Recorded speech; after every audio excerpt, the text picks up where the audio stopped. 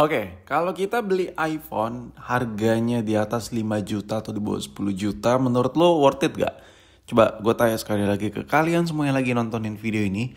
Menurut kalian worth it gak beli iPhone di atas 5 juta atau di bawah 10 juta? Ya sekitar 6 juta, 7 juta, pokoknya terserah lah.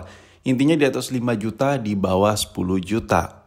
Dengan harga segitu kira-kira bakal bermanfaat nggak tuh handphone yang semahal itu kalian beli buat kehidupan keseharian kalian, entah itu buat daily, kerja atau apalah ya. Intinya kira-kira iPhone itu di harga segitu worth it parah nggak? Oke, di video ini gue bakal bahas secara sudut pandang gue selama gue nyoba beberapa iPhone. Bukan beberapa sih, hampir semua seri gue coba. Tapi nggak yang baru-baru amat ya. Jadi gue bisa menggambarkan lah apa yang bisa gue share di video ini. Oke, kalau ngomongin soal harga, sebenarnya iPhone yang paling waras, iPhone yang benar-benar berasa iPhone ya. Intinya lu harus beli resmi dulu. Terserah lu mau beli harga 1 juta, 2 juta, 3 juta ya, atau di atas 10 juta. Intinya kalau lu beli iPhone yang non resmi, tandanya lu tuh masih belum ada di segmen iPhone tersebut, di market iPhone tersebut. Karena kalau lo beli Inter, ibarat kata ya, lo tuh kayak beli motor tapi no paper. BPKB-nya nggak ada, cuman sekedar motornya aja mungkin paling mentok ada STNK-nya doang, tapi nggak ada BPKB-nya, ibaratnya kayak gitulah. Nah kalau ngomongin soal harga, nah intinya lo harus beli yang resmi dulu ya.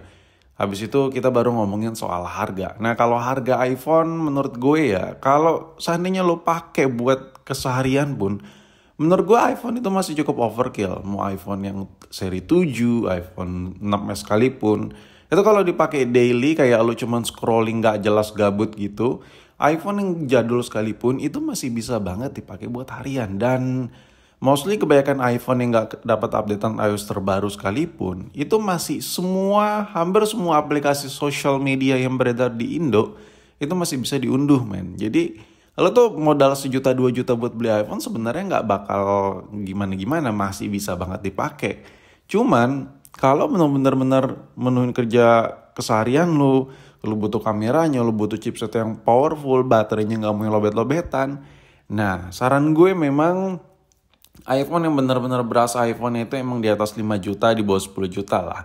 Kalau menurut gue ya, secara sudut pandang gue, kalau lo beli handphone di atas 10 juta, itu menurut gue itu lebih ke ada nilai emosional sih menurut gue. Karena kalau bicara kamera, kita bicara iPhone yang masih pakai home button sekalipun, itu kameranya masih bagus banget. Pakai banget. Oke lah, kalau lo ngomongin soal, abang tapi kan Android udah 50 megapiksel, ada fitur beauty itu itu lebih ke gimmick sih menurut gue ya. Kalau lo ngomongin sebuah kualitas video foto simpelnya, itu HP yang pakai home button kayak yang lagi lu lihat ini masih bagus banget men. Gue nggak bicara komparasi dengan Android A B C D ya, cuman gue ngomongin realitanya aja. Lu jepret pakai iPhone 8, lu tuh masih bisa banget berasa kameranya itu masih jernih, masih enak. Lu rekam video biasa-biasa aja pakai iPhone 8, contoh kayak lu jalan-jalan sama momen-momen jalan-jalan sama keluarga atau dokumentasi kecil-kecilan pribadi, itu masih enak banget ngerekam pakai iPhone 8. Ya apalagi lu ngerekam itu jarang banget tuh yang gelap-gelapan. Lu setiap foto di luar ruangan outdoor, apalagi lu orang proyek yang kerjanya dari pagi, siang, sore gitu. Lu kalau butuh kamera jepret-jepret pakai iPhone 8 kayak gini yang masih pakai home button sekalipun, ini masih worth it aja. Tapi kalau seandainya lu butuh yang lebih advance, contoh, lu tuh nggak mau handphone lu tuh cepet panas misalnya, lu tuh nggak mau baterai lu tuh boros, lu tuh nggak mau tuh kamera lu tuh jelek di segala sisi, contoh siang-siang bagus tapi malam-malam kok burik. Nah, lu tuh butuh yang lebih advance.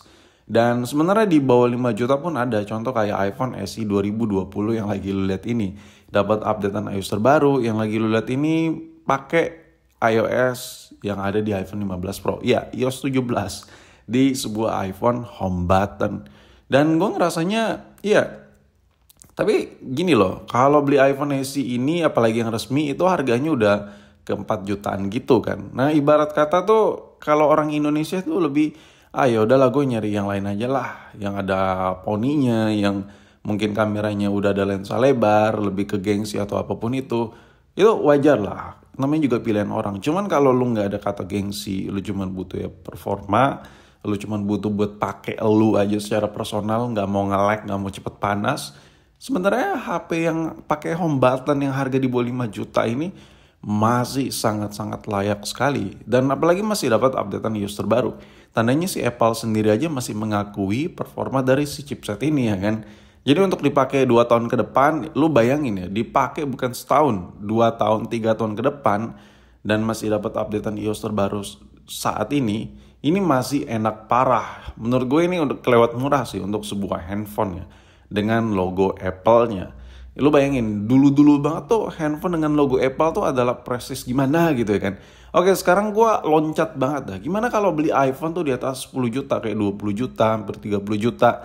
Nah menurut gue nggak ada worth it-nya sama sekali. Lu nya bang masih miskin bang, masih kere kali kok bang. Oke, gue bicara bukan kasta, gender atau apapun itu ya. Gue bicara diri gue sendiri deh. Gue beli HP ini, kalau gue bukan buat kebutuhan konten gue nggak bakal beli sama sekali. Ya gue mampu lah beli HP ini berapa biji pun nggak berasa banget buat gue. But the problem is, seandainya buat apa gitu? Gue beli handphone ini 20 juta lebih. Gue udah pernah sharing di video-video gue sebelumnya. Gue bilang, kameranya juga pernah nge-lag, ya kan? Terus handphone ini juga pernah nge-freeze. Dan banyak lagi hal-hal yang terjadi di handphone ini. Kadang ngecas, kadang mau, ya kan? Dan banyak lah bug yang terjadi di handphone ini. Gue gak bilang HP 20 juta itu gak worth it. Cuman masih benar-benar terlalu dini buat beli sebuah handphone yang baru keluar. Karena masih ada updatean-updatean yang harus diperbaiki sama bug-bug yang ada di HP ini. Itu yang gue rasain sih. Cuman kalau tuh benar-benar no limit, ya lah 20 juta, 30 juta mah receh lah buat gue. Ya paling ya kayak gue merem aja udah lebih dari segitu duit gue. Ya itu fine lah. Cuman gue di sini bicara lebih ke worth it-an. Dengan yang ada di 20 juta itu hampir semuanya bisa dilakuin di handphone, di iPhone yang harga di atas 5 juta. Mulai dari oke, lo mau adu performa, lo mau sepake apa sih? Lo mau se-advance apa? Lo ngegame ya, ngegame berat kah? Kerja berat kah? Ngedit-ngedit berat kah?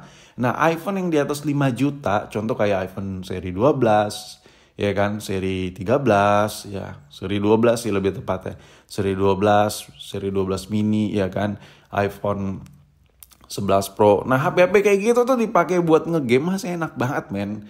Lalu tuh kayak nggak ngerasa terlalu beda banget gitu antara HP yang di atas 5 juta, di bawah 10 juta dengan iPhone yang harganya 20 juta lebih. Lo tuh kayak nggak ngerasa beda banget, kecuali yang paling berasa gengsi. Itu yang gue rasain.